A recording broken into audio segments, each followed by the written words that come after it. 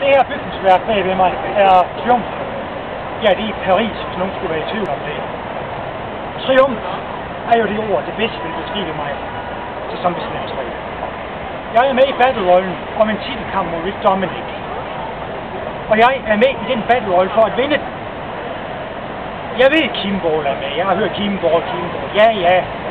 Kimball bebrejder jo stadig mig, han ikke er mester dengang. Han får lov ikke at vinde den four-way ladder match. Jeg var ikke engang til stede dengang. Takket være dig, Kimball. Måske er denne øjenskede permanent.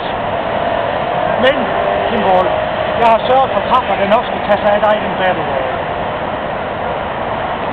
Så hedder det Reinhard von Wolfenstein, Rick Dominic om BDK-team.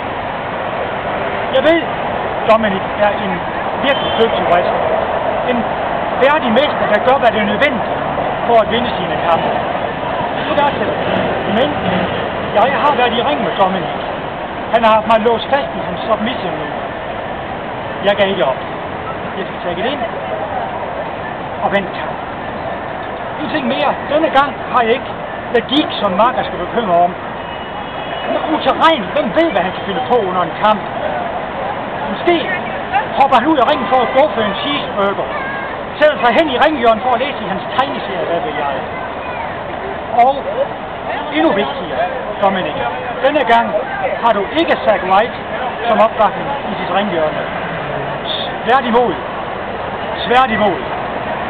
Zombie Slam 3, Reinhard von Wolfenstein, Triumf.